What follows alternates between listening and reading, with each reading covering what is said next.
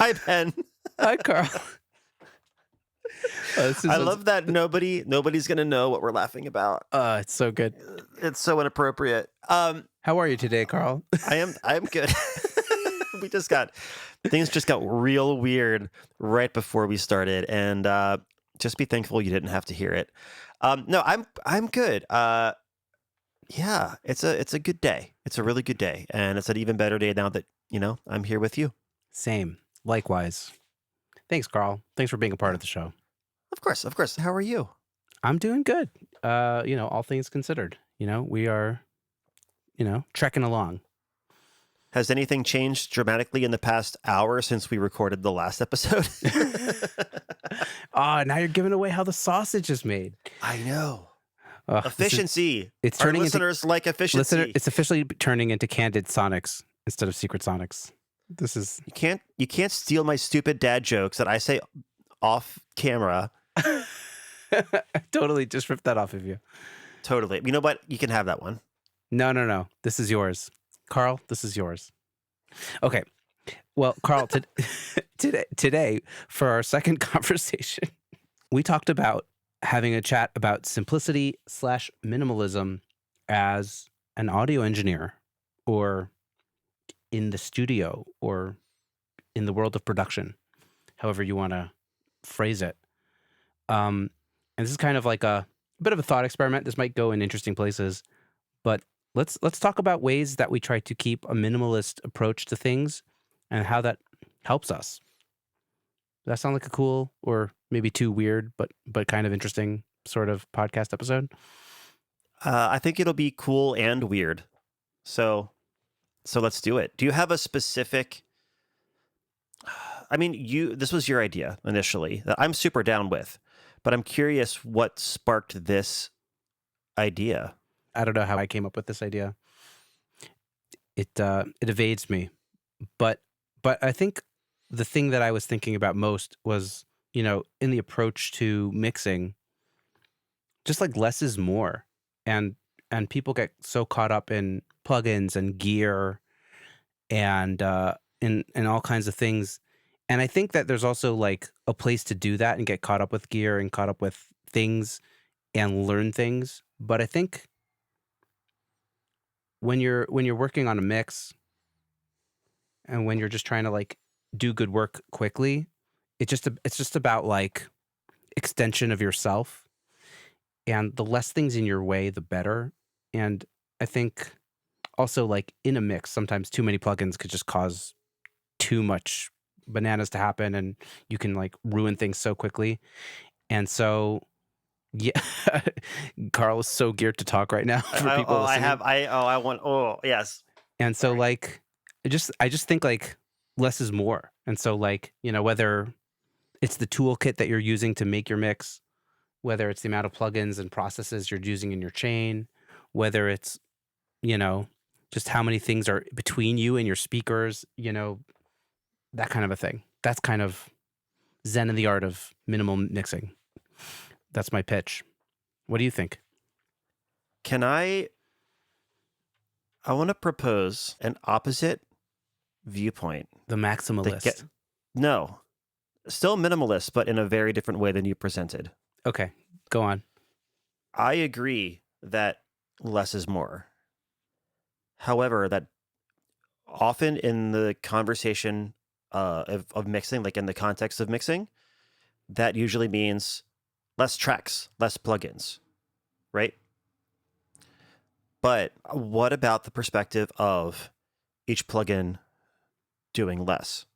Each plugin creating less compromises. And an example that I like to use is on my vocals. Most of my vocals go through usually 3, sometimes 4 different de-essers. And multiple levels of compressors too. And you could make the argument that less is more and like, oh yeah, just use 1 de-esser instead of 4. That's crazy. Or you can make the argument of each of those de-essers is doing a very small specific thing rather than trying to be like a catch-all. So by making each plugin do less, and therefore creating less unintended consequences, less is more in that regard. Yeah. So how does that make you feel? I think I do more of that actually than what maybe came off when I was initially saying that, because I do actually, my vocal goes through a lot of, but like you said, they're not, none of them are really doing very much. Like maybe there could be 8 plugins on a vocal chain, right? And maybe there's more even on the lead vocal bus, right? Or let's say, for example, let's say it's 8 and 3. Let's say it's like 8 plugins and then 3 plugins, and that's not including reverb and delay or whatever else is being used as like an effect. Usually each plugin is doing very little. So there'll be like, that initial EQ that does like a tiny bit of cleanup and maybe getting rid of some boom, and then it'll compress it. And then maybe a de-esser, and then maybe another compressor, and then maybe another EQ, and then another de-esser. But each of those things, and that I didn't even get to 8 channels, so it was like 5 or 6 or whatever. That I would say that's a pretty typical vocal chain for me. Like I don't usually get to 4 de-essers, I usually get to like 2. But like, yeah, each one is doing a very specific thing and not much more than that, Like I might have a fast compressor to kind of get like the attack, and then a slow compressor to kind of get, there's like the microdynamics and the macrodynamics. I know Nick DiLorenzo likes to talk about that stuff, but like each compressor might be doing a slightly different thing, but it's just doing a little bit of that, Yeah. That's very much how I operate. But I would say it was more talking about like, I'm not using a trillion different plugins. I'm using pretty much the same stuff every time also in that regard. But yes. Yeah. So I like how you phrased it. It was good. yeah. Well, that's the thing. I think it's a matter of, minimal doesn't always mean a smaller quantity. It could mean smaller amounts of effort that smaller footprint per plugin, or smaller,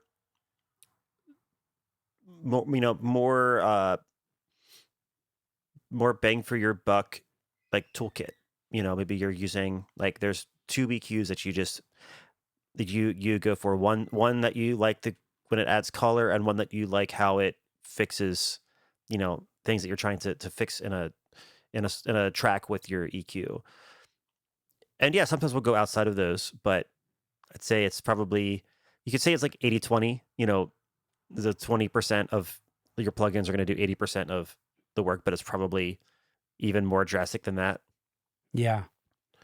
So yeah, I just wanted to point out that there's the obvious way of thinking about a minimalist approach to mixing, which is using less things, but also there are other ways to apply minimalist concepts to that. Okay, but that said, there are times where I've tried like a third de-esser, let's say, and then it's like kind of fixing that thing, but then it's starting to start another thing as a problem that wasn't there before.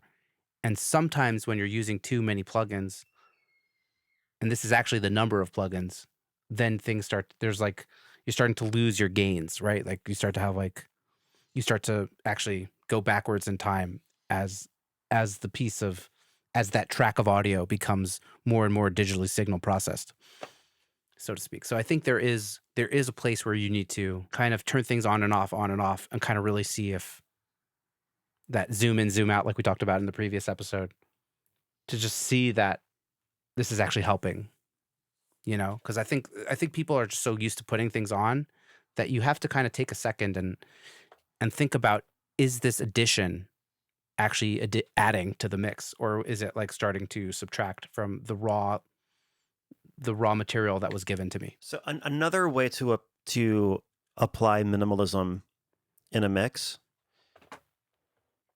how do you feel about suggesting mutes?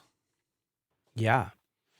I wouldn't say this is something that I do a lot, but yeah, like if there's stereo guitars but they're taking up a lot of space, let's just keep one of them, or maybe there's a part that just wasn't really working, so let's just mute it.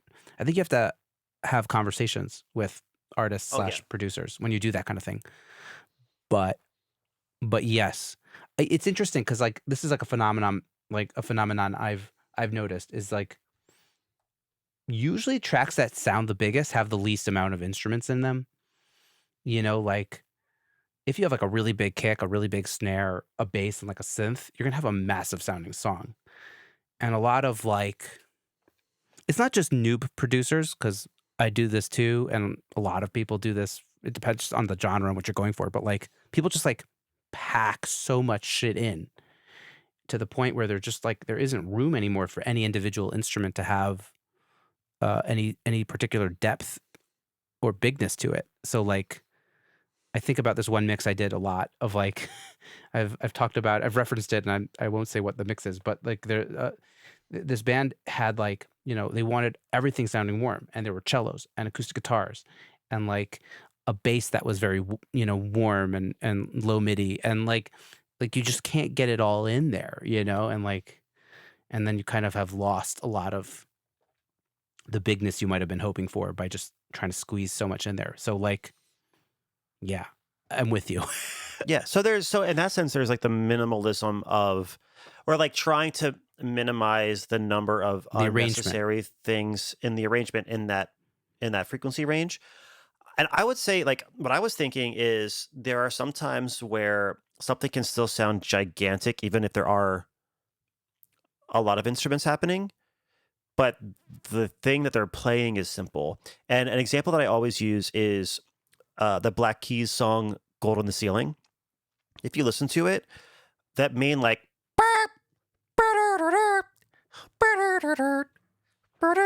that main part, I think there's like 3 octaves of synths, uh, like 2 octaves of organs, a glockenspiel, I think 2 or 3 guitars, all electric bass, all of this stuff. But they're all, it's like this just massive like wall of sound, but they're all playing in unison. And like there's all this depth and texture that comes from all of the different sounds, but they're all playing just one melodic idea. And all of the drums and all the percussion and the rhythm of the like the main like guitar parts, which I think there's also a ton of those, are just doing junk a junk a junk a junk a junk a junk a, just like a steady kind of swung, you know, 16th note pattern, or I guess it would be swung like 8th note pattern in that tempo. Um, so when you listen to it, there's not a lot of things happening. There's a lot of instruments playing. There's a lot of sound happening, but very few things actually going on. You know, Yeah. very different.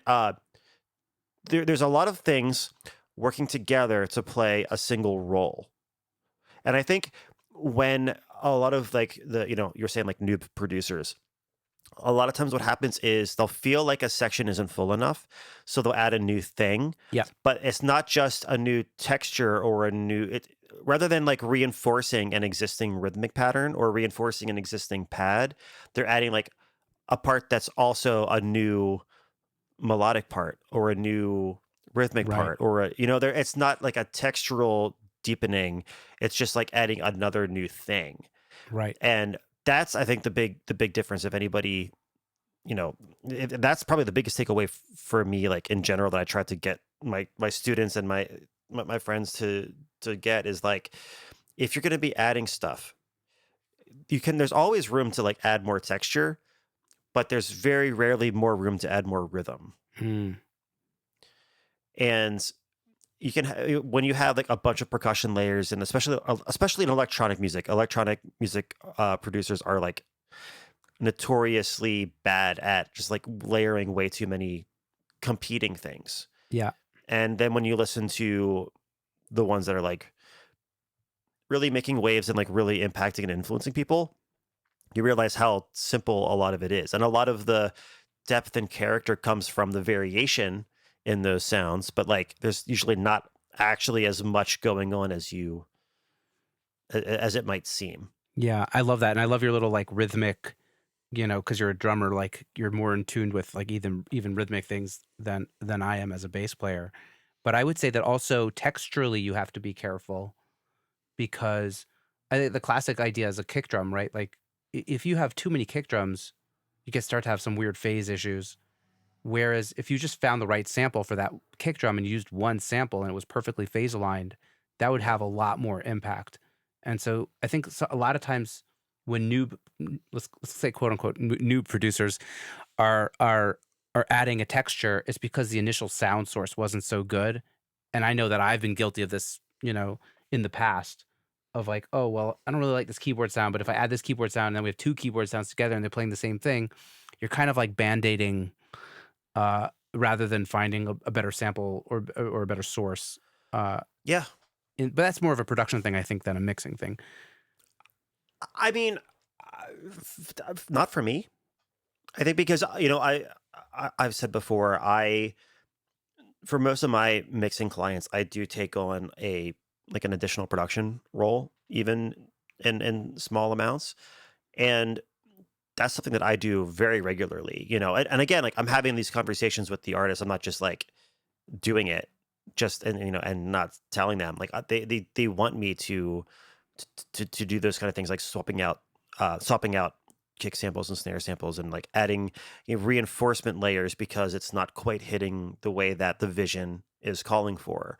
So for me, like if I have to do anything other than like a shelf or like a high pass or low pass on a kick drum, I'm just getting a different sample. Same thing with Wow, the, I you know love what I mean? Like that.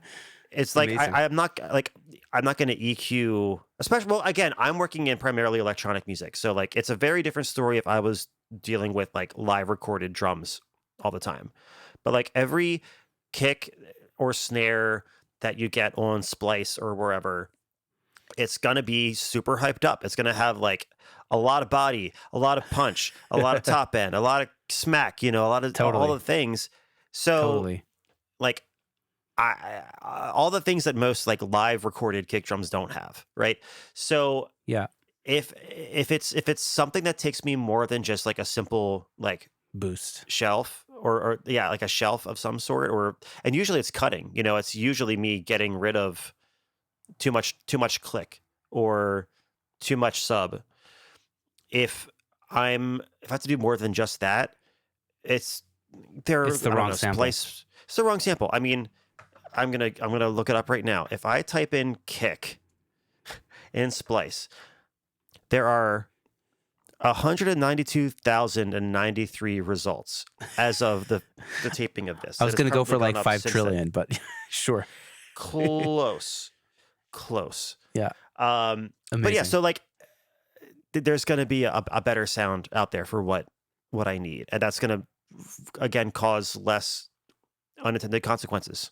Yeah. So it's minimal. It's like that's minimalist. That's like removing the need for more plugins by just fixing it at the source. And Absolutely. in this case, the source isn't mic placement or performance. It's just the sample itself. Yeah. And I would say that like sometimes like I think what you were going back what you were harking on at the beginning of like let's say you get a bunch of tracks with like a bunch of textures in there. You could kind of figure out maybe as an objective third party now, like which of these textures maybe we can get rid of and have an overall better sound anyways by hitting the Yeah. mute button.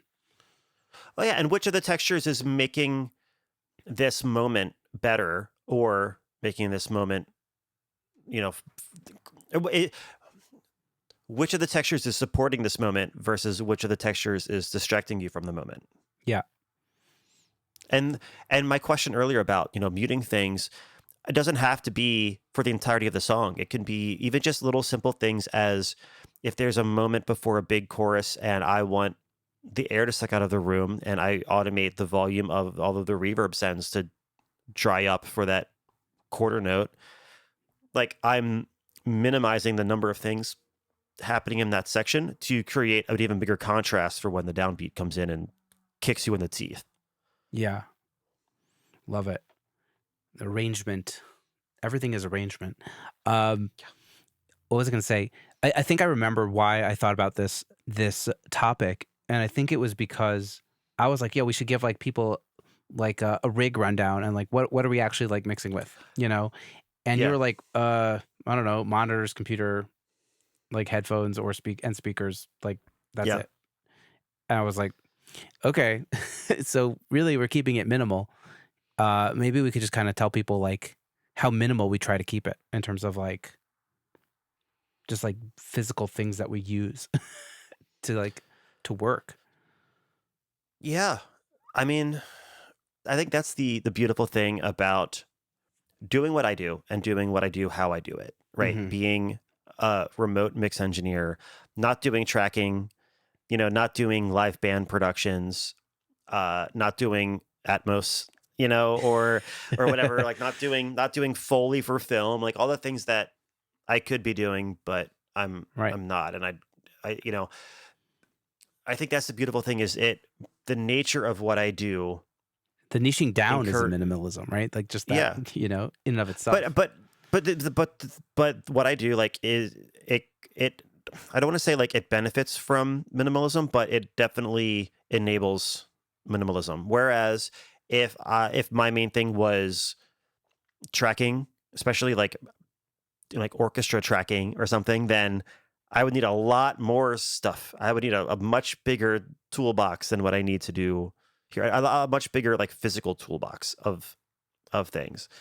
Um, but I'm not doing tracking, and I don't I don't need to. And when I do track, I go to another studio. I just go to a friend's studio in town.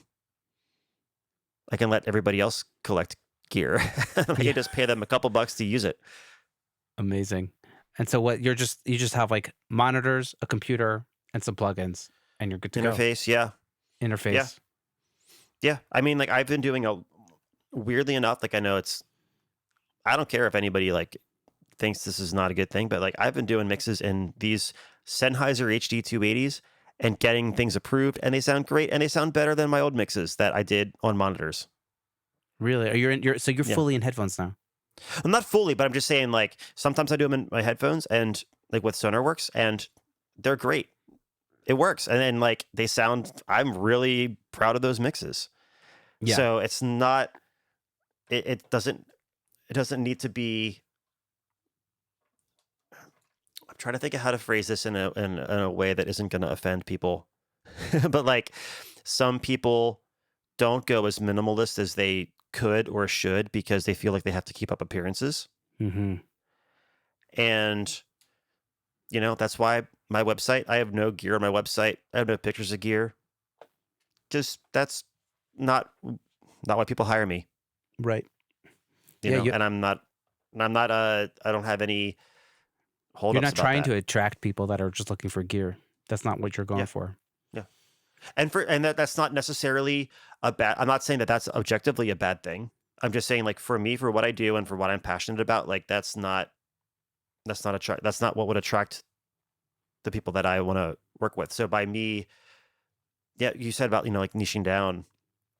Yeah, by me doing that and being really clear about who I want to attract, that again makes it more minimal about what I need to present or how I present myself. It makes it a minimal scope of the kind of things that I want to talk about on social media, Yeah. and it gives clarity and focus Gives because you a it's lot of not. clarity is exactly the word I was thinking about. Yeah, Because because it's yeah, you don't have everything at your fingertips. Like I'm not going through a folder of 75 cracked LA2A emulations every time that I need to pull up a compressor. right. Yeah. And the same thing with doing social media and stuff for my website and reaching out to clients. Like I know what I'm good at. I know what my ideal clients need from me. And you know That's exactly what to sell because you're not trying to sell a million services also. You're not like, hey, let's do voiceover work also while we're at it. Like let's you're not like the doing everything possible to make a buck sort of a audio house. yeah. So the minimalism as a mixing engineer also applies to the way that I present myself as a mixing engineer, Yeah. not just in the session. Yeah. I think minimalism is also about like knowing like what you're using because you've just used it so many times and not like trying, not that you don't try things, but like I know these Sonys, even though people can shit on these Sony 7506s, I use a little bit of EQ on them with my RME interface to get an EQ curve that makes sense to me. And I just if I need headphones, I just trust it because I've used it so many times and it's minimal. You know what I mean? Does that make sense? It's Yeah. minimal. Yeah. Like I'm not reaching to a trillion different headphones to check my mix on headphones. I just have like Yeah. what I know, and that's it. You And know? your minimalism is based on experience, not based on principle.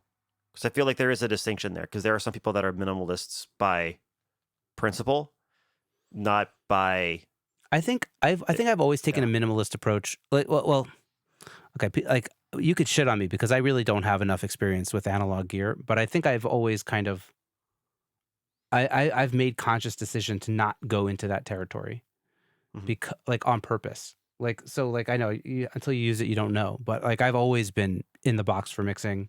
You know, obviously I've preamps and stuff, but like I've just like from the get go, I made a conscious decision to stay in the box because there's just too many factors once you leave the box, and it was just like this is gonna also for like cost effectiveness and stuff like just like not to go under just buying gear, but like it was very conscientious of me to stay in the box always this whole time, and I've never I've never felt a need to leave the box.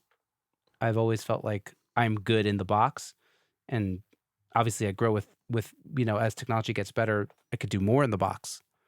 But for me, this has always been like sort of an ethos of like we don't need all this extra stuff. Let's do this in here. Great records are being made in the box. People like Andrew Sheps have proved that for years.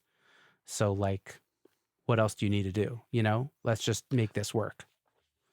But I don't think that like let me say this.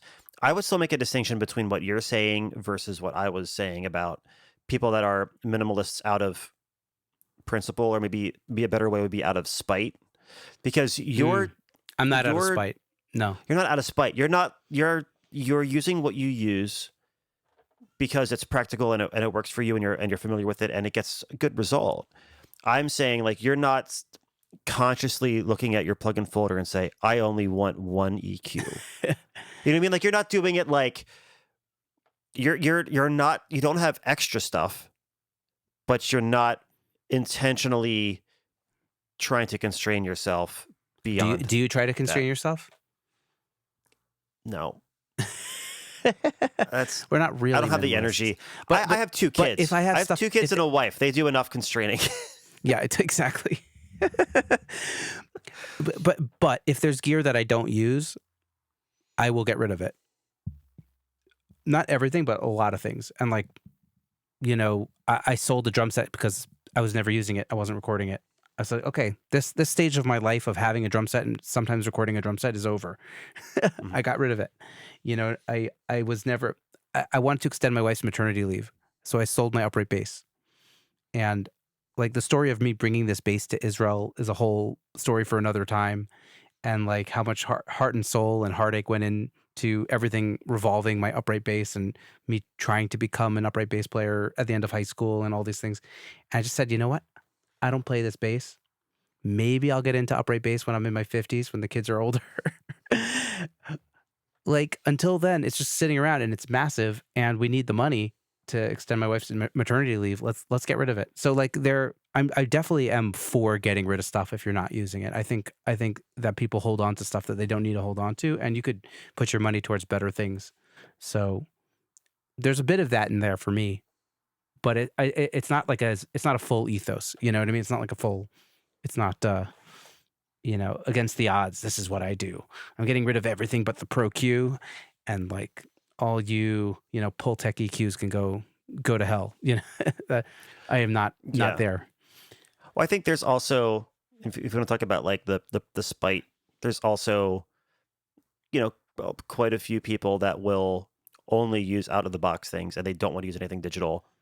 I think there's I something don't think admirable about that, actually. yeah, I don't think it's necessarily a bad thing. I just am saying like It's a there's commitment. It's a commitment it's a thing. commitment. Yeah. Um, but in a way, you could also say that they're minimalists in the sense of wanting to stay within a constraint, and that constraint being all analog, right? I know this is like you said. We're getting This is so heady gonna here. go so heady because I think that's great, because I think just how the word producer can mean so many different things to different people even within the music industry, without even zooming out to like the entertainment industry, without zooming out to like industry as a whole. And I think it's good to talk about all of the different definitions of minimalism and the different applications of minimalism that we can use, because it's not just, we'll do less plugins, record less things. I think it goes way deeper than that. Yeah. I think maybe what we're like kind of like getting to is intentionality. Yeah. Or maybe that's what you're getting to. No, that's great. Yeah. And like everything we're doing, we're trying to be intentional with. And so like for us, staying in the box is very intentional. And for us, not using too many plugins is intentional. And trying not to overprocess the mix is also intentional. And like I didn't say this earlier, but like we all go through a period where we overdo it on a mix, right? We all go through that stuff. And that part of that is that learning process of understanding what it's like to overdo it. And it's also learning EQ, like, or compression. Like if you push it to the max, you understand it better. If you like, like I used to get rid of way too many whistle overtone frequencies. And then, you sterilize your mix. And then I learned that lesson the hard way because I did it so many times. And now I don't do that anymore. And, but like I had to go through that era in order to get to this new era where I don't do that very often. Right. So and the same thing with like the plugins themselves. Like you need to use a lot of different compressors to figure out what it is about a compressor that you like and what it is about a compressor that you don't like. And yeah, I think it's the stage, just different stages along the progression of not just learning, but also of confidence. Yeah. Confidence leads to intentionality, which leads to minimalism sometimes. in various forms. I know we're running out of time, but there was one more thing I wanted to maybe ask you about in terms of minimalism. Do you feel like minimalism ever affects the way you keep track of clients and billing and like kind of the more businessy side of being a freelancer, mixing engineer? I wish it influenced it more.